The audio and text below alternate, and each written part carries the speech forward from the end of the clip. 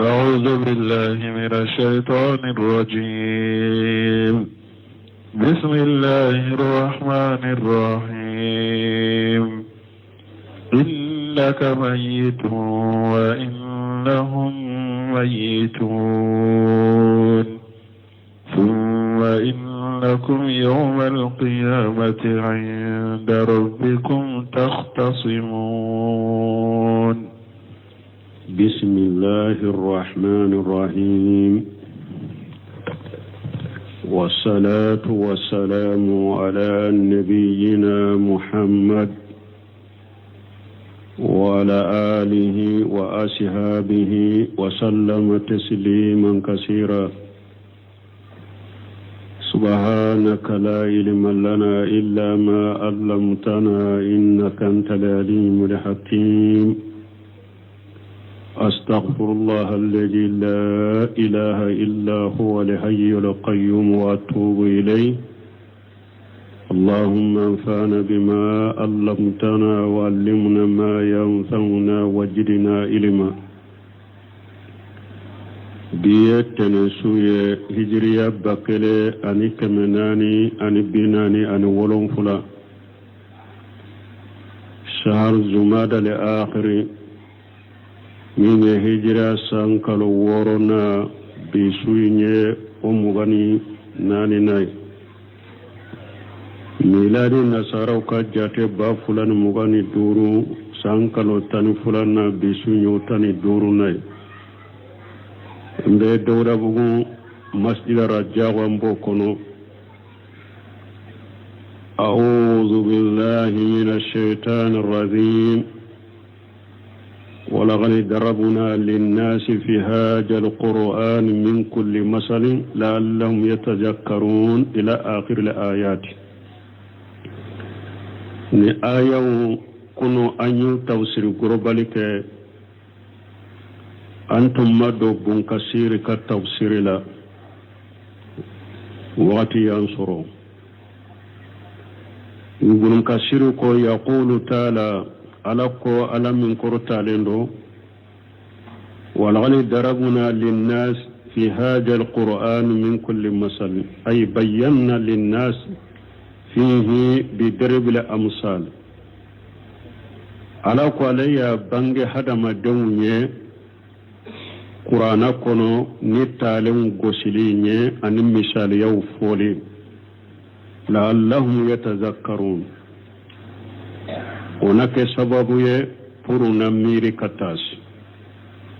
Fa inna limasala misaliya yuqarribu al-ma'na ila al-azhan. Misaliya be mana gere hadama denka hakili la ni bese ka famu. كما قال تبارك وتعالى كمني ألاكم مسمي ناهرة كتاكورو تالندو ضرب لكم مثلا من أنفسكم ألا يتالندو قسي كمثاليا دو كتالي منا بوراو يرلا مثاليا منا بوراو يرلا أي تعلمونه من أنفسكم ما نابو مثاليا نو تالندو أو يركونا. وقال عز وجل على قاية ولكن مسمين كبكرو تالين وتلك الأمثال نضربها للناس وما يعقلها إلا العالمون. على كل نون دم مثاليان التالمونية نين على بوغوشي هذا مدونية من مغشيت تالين نون مثاليان نون فامو ni hakili maute ni doni ke bagaute. وقوله نألقوا آية كنو قرآنا عربيا غير جيء وجه. ناكو قرآني عرب كندي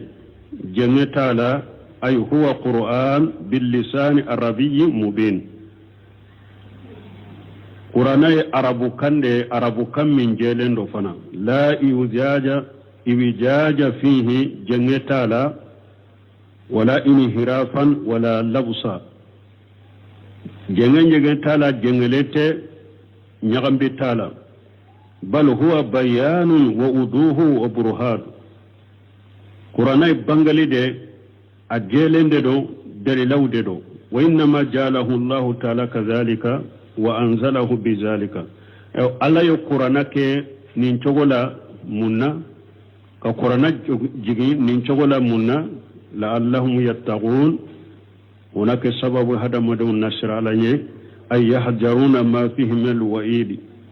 كان كريم الدم من بقرنا كل نشروا كرو ويعملون بما فيه من الوعد لا هدو كم من بقرنا كل فرنا بارك نوي ثم قال وكفي لكم ضرب الله مثلا رجلا فيه شركاء متساكسون وعلى يتشيرو تالنغوسي تشي مغود جيلم بعليلا أي يتناجعون في ذلك متساكسون من جيلم بچينا وباكي كان يغن سوسالا كان يغن سما سما العبد المسترك بينهم معنى جون كلندو دو مي جوي مغود جيلم بالا ورجل السلام أني تشيدو أي سالما عليك سيلندو للرجل مغكلني أي قالسا لا يملكه أحد غيره أني تشي مثاليا عليه ما تيجي كلند بالا مغكلند بالا مرا هل يستويان مثلا يا لا نونو فلا مثالي لا نونو يكلنيوا أي لا يستوي هاجا وهاجا أو نين ننتسغا كلن ني أني ني كلنت جومي تيجي كلنت إلا مغود جين جولين مغود جيرا إلا مغو كلن جونت مغو چامان دي جين بي إلا وبيدكا جوني وبودكا مرفيني ubenne ti ka kola fana nin ko akete nin bafu ayi kanan nin tayen kete ne tayin de kete lafiya bewa mogo kele tigi kelentila tigi munun bila fana ubennente uben yugon sama sama ka kola lafiya te esegelenderu yala eni cheye kelenye mi tigi kelende be alela allah fi alendo na ko shigi ana shigi na ko wuli ana wuli na ko ta ana ta na ko na ana bena Allah fi ale yala nunu nya kelenye ala yere ko nunu te kelenye ni ninni kelente aw kadhalika la yastawi al mushriku alladhi ya'budu alihatan ma Allah wal mu'min al mukhlis alladhi la ya'budu illa Allah wahdahu la sharika lahu aw abo ko kelende la mushriki min be bato fenwero bato ka fara alaka woni mu'mini qalasile ale take ka fuy bato ni ala kelemtote je yugonte ala minna yala nunu nya kelenyewa nunu fana te kelenyewa chogodela ninni jo fulate kelenye chogomide misaliyani talende fuleni nye mushriki fana ni tawhidi tigite kelenye o chogo kelendela mushriki tigi kelente alela bato fen chaman de ba le bolo nabu bato kafara alaka Allah fi alente tawhidi tigi fana tigi kelende bala ala kelende bay alela abe ala kelemto de bato hera ba kawo ala de do tora ba kawo abafu ala de do yala oni mushriki ya kelenye ute kelenye mushriki fula la fi alente akajiyanya na moyakono anya fu ya sinya chama mushriki besra hal alay yere yedroki misade abesrani ni tawhidi tipolo mushriki besra harale yere kanna drokila waqatu dola na ya korosa yere la ayedroki do don folo abora sidan kera don folo na droki ndo na asidan kera sabana droki be foranyo ka kabla kerefe abafo terebala abafo nindroki nya korosi ni nya do dongo do be asidan soro nama boka monto ka da abeta sarati abocho wala nani ewa abora ani nya kele benna abesa ge ko ale ka sugute dia na tara aya ka barada dayela sigira mo fulo min nana ko juru ko koromani ko ni ka kilian fulo no kera juruye ko dombe be ki bolo juruye n'a ma ɲɛ ko n'i y'a fɔ a tɛ se k'i ka foli sagi ko n'i ɲ'a ma ko ni mɔgɔ y'i fɔ i kana foli sagi lafiya si de ta ye tɛgɛ ko ji o tɛ na dumuni ɲɛ ni tɛgɛ ko ji nana dumuni ɲɛ dɔrɔn ko fantanya b'i sɔrɔ lafiya bɛ nin ɲɛ wa lafiya ta ye lafiya tɛ musiriki ye tawhiditigi fana lafiyalen de don a hɛrɛ n'a juguma latigɛ hɛrɛ n'a juguma dalen b'a bɛɛ la a bɛɛ bɔra n tigi ala de fɛ awa hɛrɛ min bɛ n bolo mɔgɔ tɛ se ka minɛ na ni ala tɛ tɔɔrɔ min bɛ n kan fana mɔgɔ tɛ se ka bɔ n kan ni n tigi ala tɛ ninnu ye kelen ye u tɛ kelen ye fa'ina haja min haja mun kasi ye ko nin bɛ min nin kɔrɔ nin bɛ min nin kɔrɔ tawhiditigi ani musiriki kelenw tɛ قال خير واحد دونك باقار دونك باكلنت هذه الآية ضربت مثلا للمشرك والمخلص كن آية على يا مثاليان التالين كمشركين دسون كلاس بغداد ولود التالين فلان آية كنو دونك باو ينين فو هاري دونك باكلنت كن آية نين جو من فلان نمو جيلن بالا ني جو ما تيكي كلن دي بالا ko mushrikini dusun kala si baga misaliya de fulani walamma kana haja li masalu jahiran bayyina jaliya tuma min misaliya min fulani nin tale min fulani a jelende do a bangalende do fas a jelendo a bangalendo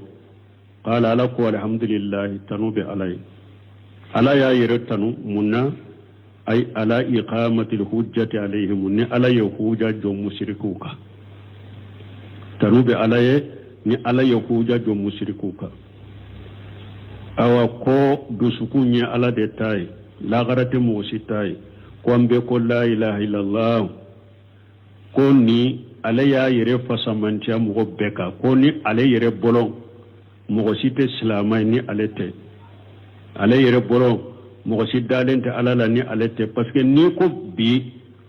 ala kelempo de ka bato dugu kolo ka jamana kono welele ka ke kata ala kelempo bato de ma nim bede be fiye tekfiriyun ko be mo kafiriya de mutasaddidun ko gelentigu de do dirgata teri de do munum bu dambe kata sunna nyere ma kulu be sunna law be sunna dawala de wulu yere de be ni fotta wiri wala de kabay e ko ale dirgata teri de do ba fu ko ka kuma ka gri do ba fu ka kuma ka kuna يتصل عليك الدرس ولا ما ككم ككنا الحق مر ويتشيا ديك تشيا ككنا الحق مر تشيا ككنا ديكوي من بير بفوت توحيد ولا كلامي ambe ko la ila la ambe de kelenya ala na nyana bolla gara ala yere fule ka foya ko min duskun kala silendo be ala kelempe batu tawhidi tigi ani mushrike tigi kelente ela yere bato fen kelente ela ala ko te kelenya hari ni ebe la ilaha illa fo ka chaya tawhidi tigi ka la ilaha fo yere tawhidi tigi ka usiye ina te kelenya Allah fi alendo illa fi alente akake don kono ibe la ilaha illa fo ba ke meyere min ni tawhidi ti bolo musriki de bu bolo nimma bato ni shehu bato ni abe munu wala ku wala ju bato kata nyongire kaburu wala kata kantigeli ke kaburu tigu ye kata dama kasi kaburu tigu ye kata falen ke kaburu tigu ye tawhidi tigi fantan ka usaye ate kelenya yere awaka la ilaha illallah te kelenya e ka la ilaha fo ye fu falata bidala mushriki ka la ilaha fu falati e pima la ilaha korodo yere ima korodo ima manado tawhidi tiginde la ilaha illallah do ya korodo ya manado ya barakena ate kelenya de mimbi yere nyini de pejiya nyana mo ya kono ya yere nyini kala kelempe bato de ikabo palom palo la mugo nofe baraybe mugo de nofe urubu kadembaya baloni awye unu kadembaya be balawula unu ka juriyaw be balawula du be jowye foro be senenye aw be barake katuma temmin ka bawna fawye o de be ke wuluye wolo ya uka garanti tar janna kono atese ka yere ka wolo dendo ar janna kono atese ka bado ar janna kono atese ka fado ar janna kono ana edo ar janna kono aya yere nyini de ante kelenya tahudi tigini mushrike te kelenya de bato fem chama tigi ala kelem fu bato bagaw ate kelenya ni aya fule ko je yawye ala sagira ka yere kuntano ka pasga yahuja jo auka bal aksaruhum la ya'lamun na ala ko mo chama te fendo mushrike chama ute fendo ay fali haja yushrikuna billahi ninde koso uye mushrike yakene ala ye fenworo bato ka fara alaka mushrike chama te fendo de ode ya to be mushrike ya minna uyake o ko fala ko innaka mayyitu wa innahum mayyitun ako cide ma ko e benasa ini mushrike ni kafir munun be nyogona nu yakuma jugu sugu be fuye ka kewale jugu be kila e be sa udu benasa summa innakum yawmal qiyamati inda rabbikum taqtasimun wa kofe yawmal qiyamado abe keleke awtigi ala koroye abe kiri tigani nyugonche هذه الآية من الآيات التي استشهد بها الصديق رضي الله عنه عند موت رسول الله صلى الله عليه وسلم نيني آية منو أبو بكر الصديق أيد لك نونو نيتشيدن فاتورة وقت مي كدل لك نونو نيكاتشيدن كفاتولي يرا سيبولا أني مغو شيدن فاتورة كأبو بكر سورة مدينة كنو madina ka buguda do ba fo sunu abubakar ka foro tumbe a tumbe o yoro de la ciden fatura kofe ciden fatule abe bugari kono hadisa sahalen chaman nanala a fatule madina dibira shebon do hakilu nyagambira do aye ulu shigi no de la desira ka wuli katama yere dow jolende tora umashe kashigi jawtigera dow yere nende minana ale aya dow kede ku nende mino teseka kuma yere corona fili boro utara nyogon soro misiri la dow yere soro la wulu ko cide masa mo sidda kana fo ko cide sara atesa masa Umar ibn Khattab be ulola misiri sebo ye nyon soro misira Umar na ka ba muru jole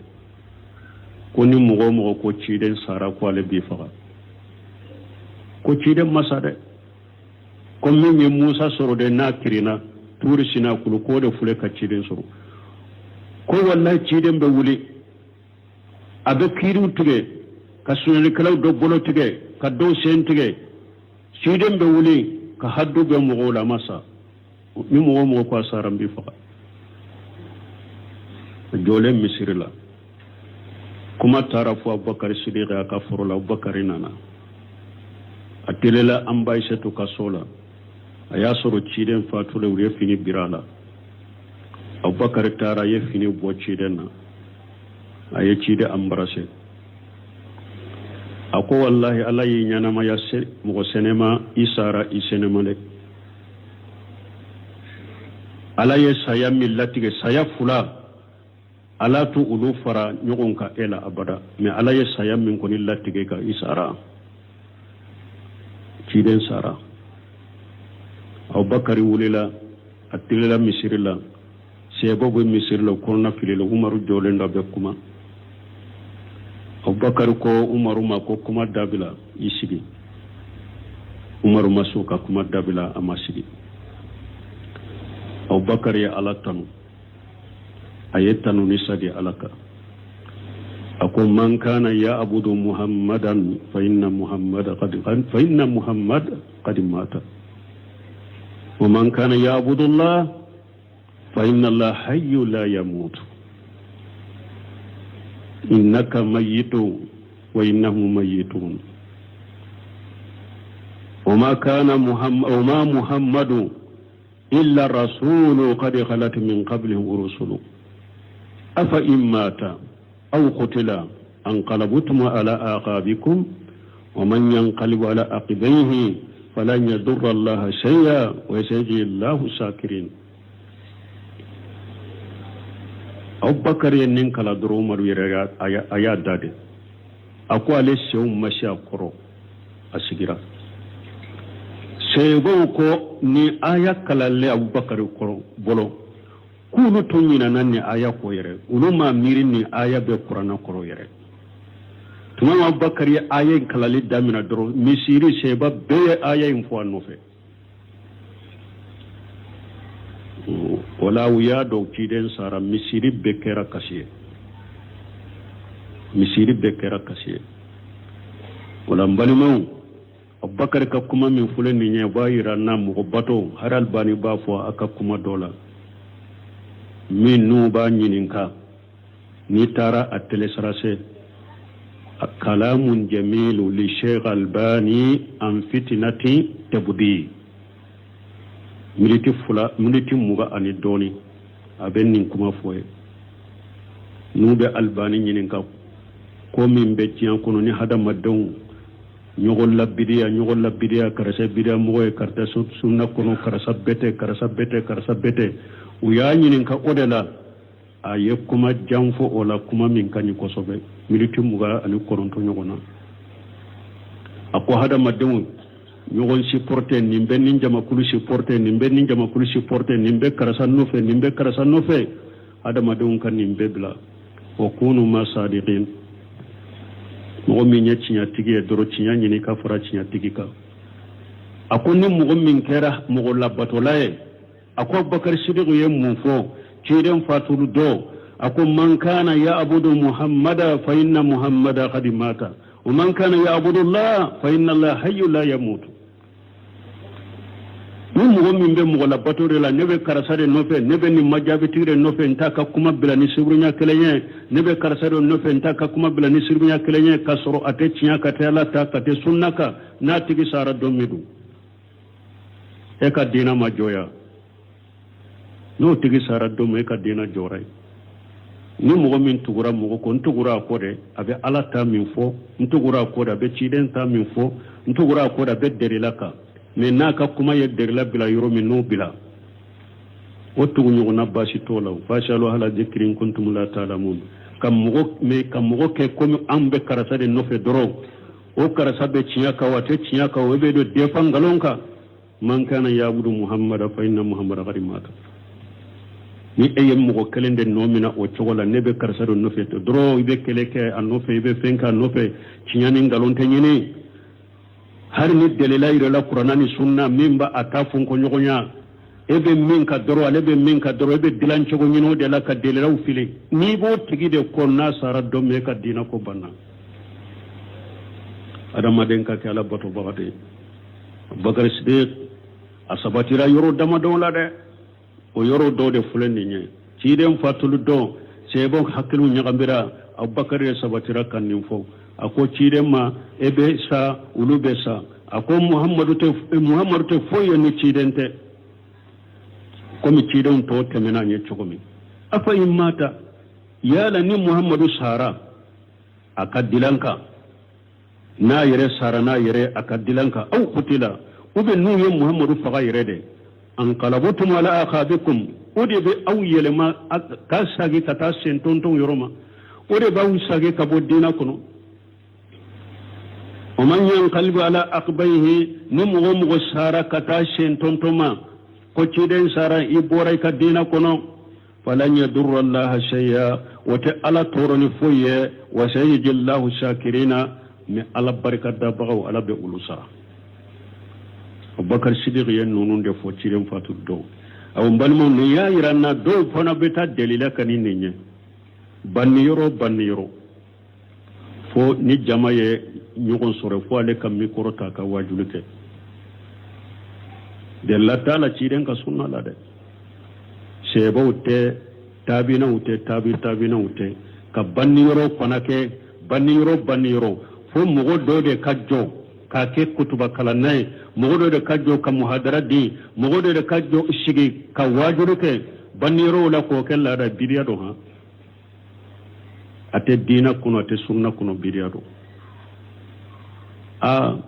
munun bu dambe kata sunna ma sisa yenni sora kono de ni banni kera sisa jama ye nyon soro misire la ni janaja wakati be makono do fana yo oku yere ya dabolo de jamana in kono na tara jamala hari na re nana ire tari de la fo aka surgu fo kata nyepe mikoro kadi alema aka wajulu kay lesri tala de awa ado batu dere lake nini e ko Abubakar Siddiq ko ciden faturi do ko Abubakar Siddiq ya wajulu kay ninte saka kima dalila de yala ciden fatulen ko fe mugo chaman sara Abubakar nyana iya me ko ayenni nyogona ke mugo wore ka sula mo doni ke ba be delate ni ni rojuma bil munasaba ni ko do nana mugo do banni kera u bolo u ye ko do ke munun bayira u hakilu ciyana sabali baliya yusoro u kan mugo banne yu ka hakili ciya ku panike sabali baliya yusoro wala ni etara ebe se kata kumu fe ku waju ku hakili sigi o yere doni ke ba ko kanake kuma janya de akake kuma surmanu ye kwa uladi doro ku hakili jigi doro ku la sabali ku tajiya iki dade Abubakar tanyo na bese ko odela Abubakar man nin ke gansa ko do de kera se bo de ka hakili ciyana ana ko hakili sigi kayiro la doro ko ciden fatura nunu ye kuma jawnya yere ayen nunu de fodoro mais ebe milité be saba micro be bolo sani wakati kase eri kele micro be bolo sani wakati kase Abubakar yin kuma munu fo o be teme milité tanka est-ce que o be se milité tan yere ma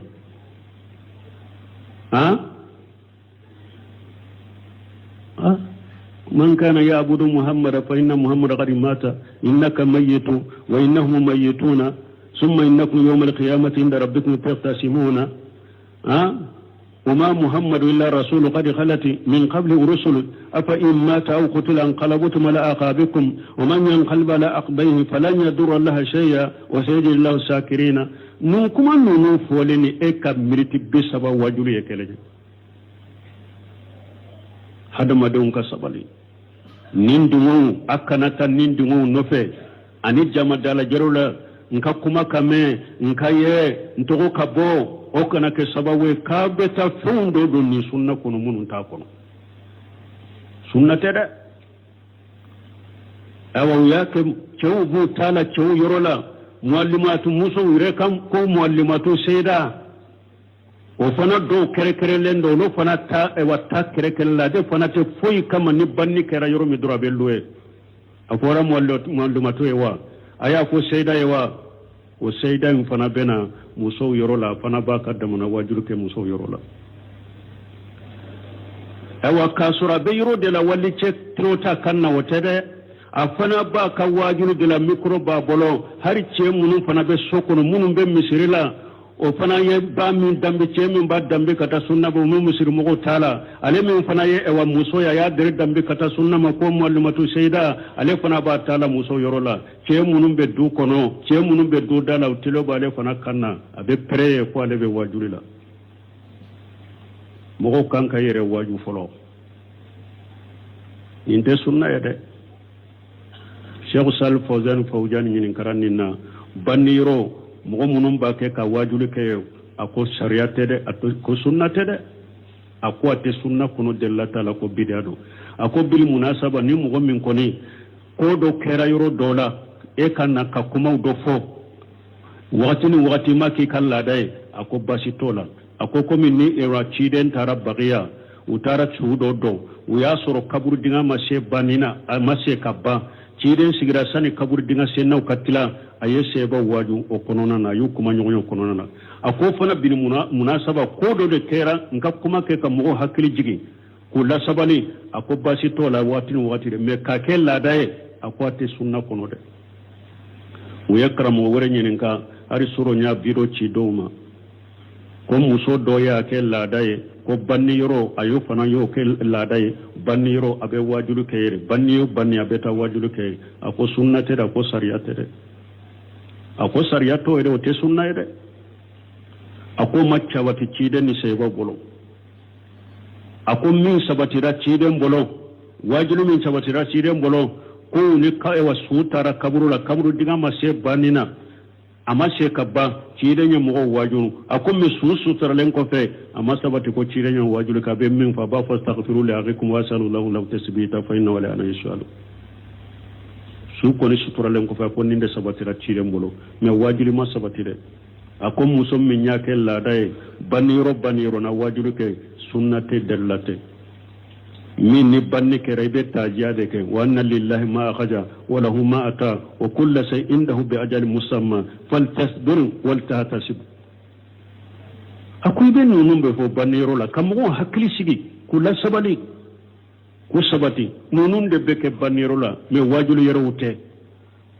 anya foni munyenye min fo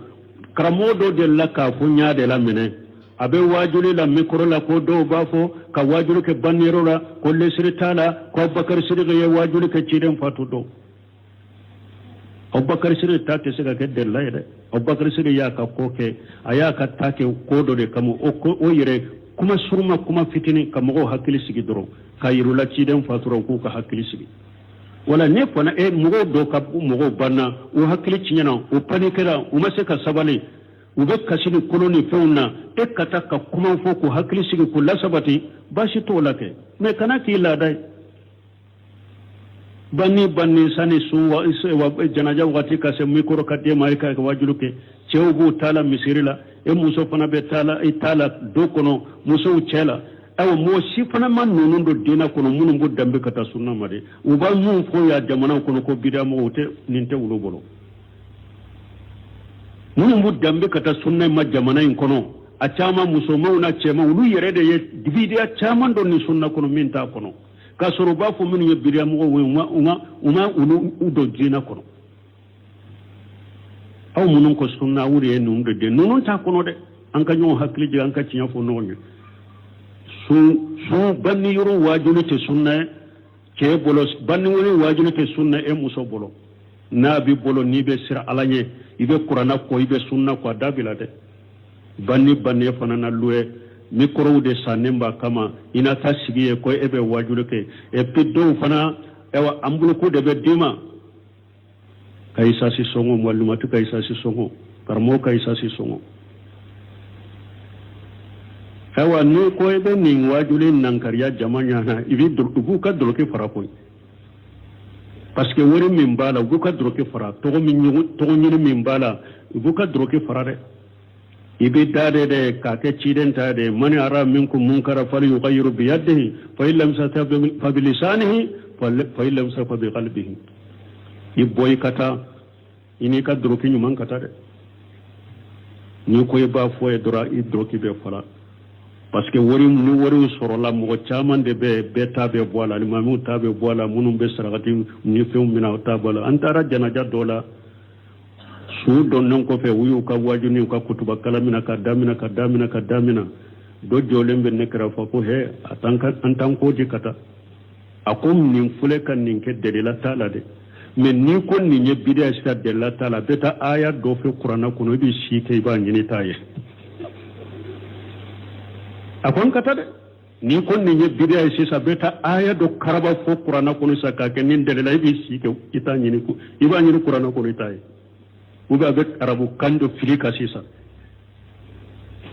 ala kan nu tangala kan korosi ala ka dina ciya yurula to go nyini ni ma ma jamu nyini ni daraja nyini ni place nyini ani wori nyini ulu kana ke sababu yanka pendo ni dina kono minta kono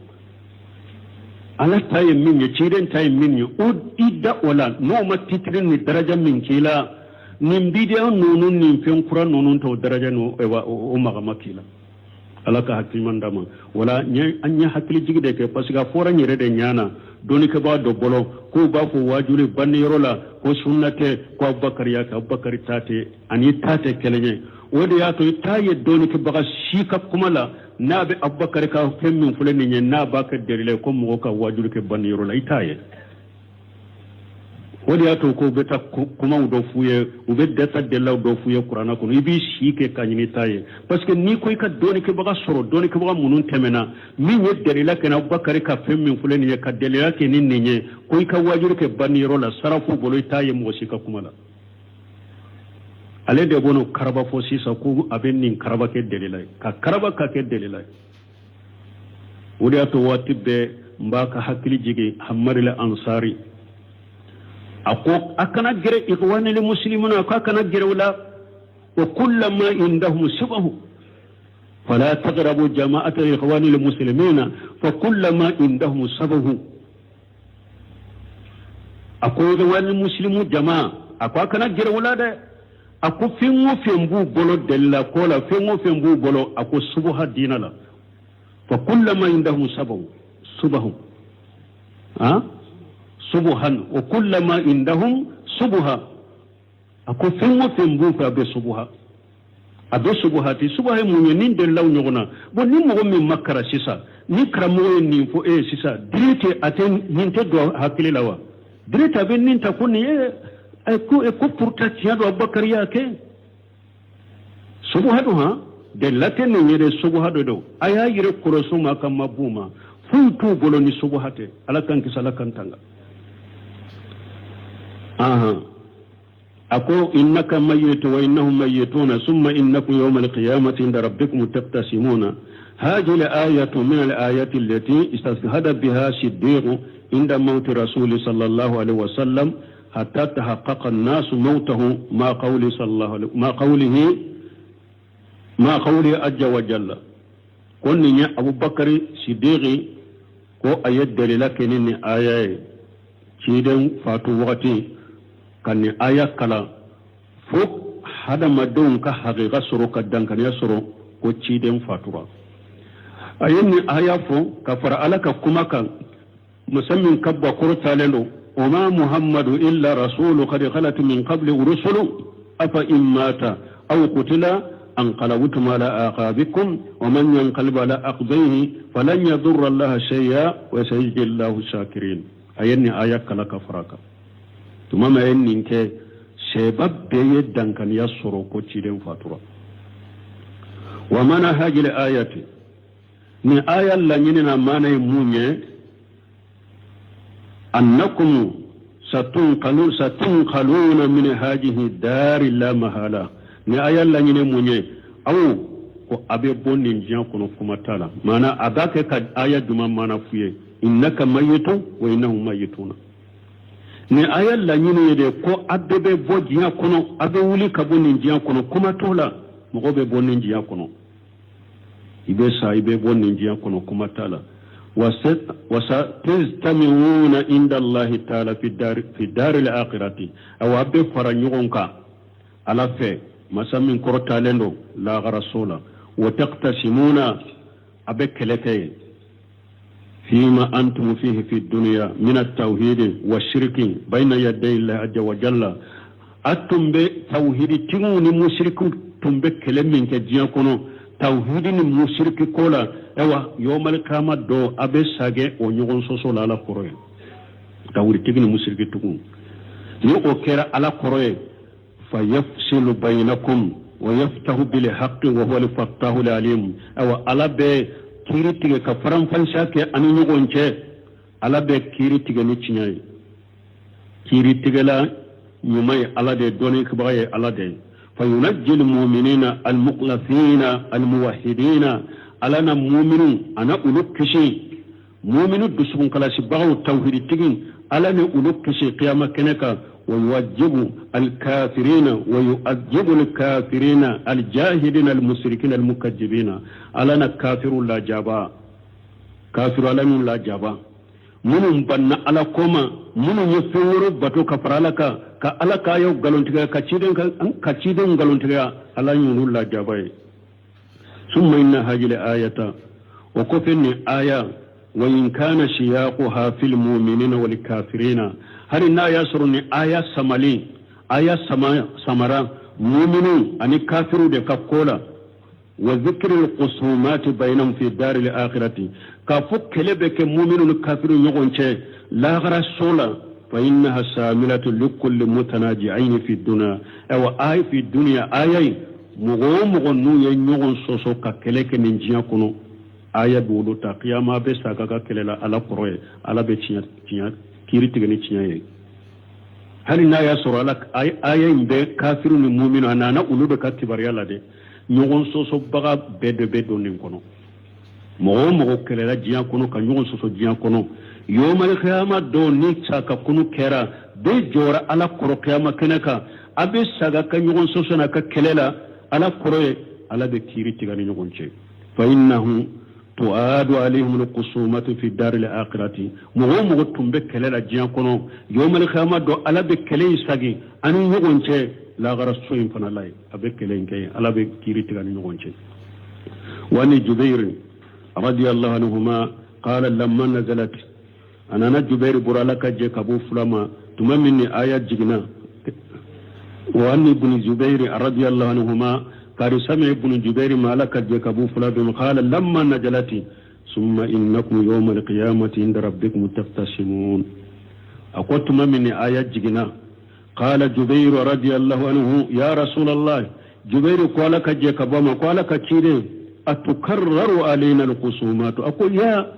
kelemunum kera anni ñogon ce jiya sage be ke uluka qiyama fana ambe sage ko kelew ke qiyama fana wa qala sallallahu alaihi wasallam nam ciden ko qala radiyallahu anhu wala jubairu ko laka je kabama inna li amra ijja la sadidu ha ako wala ko ka gelade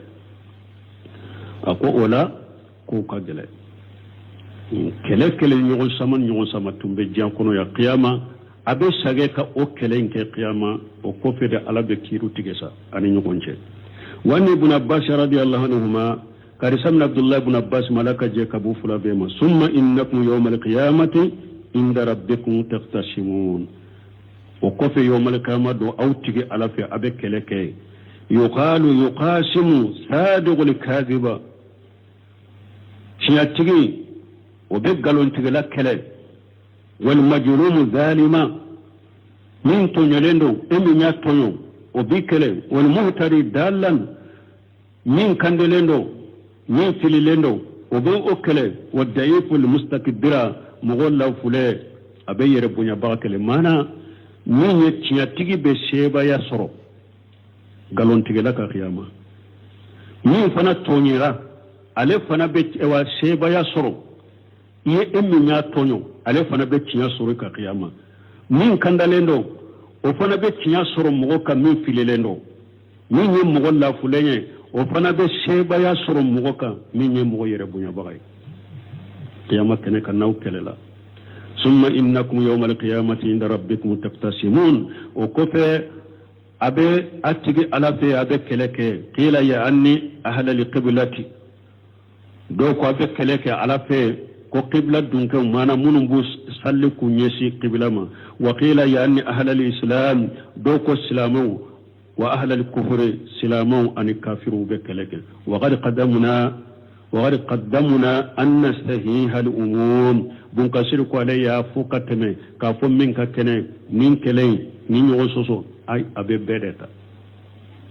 akere kelente ni mo kelenya de abe kafirita abe islamata abe ñogon soso sama baga bede ta munun kelela jiyan kono qiyama be sage ka keleke me tinya tigi be ewa tinya soro galon tigi ka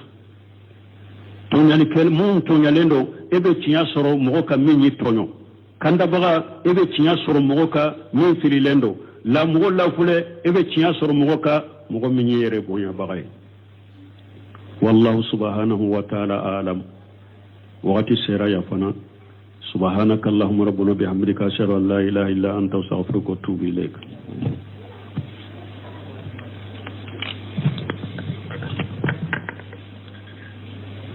زمر آية بسبنا أعوذ بالله من الشيطان الرجيم بسم الله الرحمن الرحيم إنك ميت وإنهم ميتون ثم إنكم يوم القيامة عند ربكم تختصمون بسم الله الرحمن الرحيم والصلاة والسلام على نبينا محمد وعلى آله وأصحابه وسلم تسليما كثيرا سبحانك لا علم لنا إلا ما علمتنا إنك أنت العليم الحكيم أستغفر الله الذي لا إله إلا هو الحي القيوم وأتوب إليه اللهم انفعنا بما علمتنا وعلمنا ما ينفعنا وزدنا علما بيتنا سوية هجرية بكلة أني كمناني أني بناني أني ولون فلا شهر زمادة لآخر من هجرة سانكالو ورونا بسوية أمغني ناني ناي ميلاد النصارى وكجات با فلان مغني دورو سانكالو تاني فلان بسوية تاني دورو ناي mbe dawda bugu masjid Raja wambo kono أعوذ بالله من الشيطان الرجيم ولقد ضربنا للناس في هذا القرآن من كل مثل لعلهم يتذكرون إلى آخر الآيات ni ayaw kuno anyu tawsir gurbalike أنتم مدوا بنكسير كالتفسير لا وقت ينصرون يقولون كسير يقول تعالى ألقوا على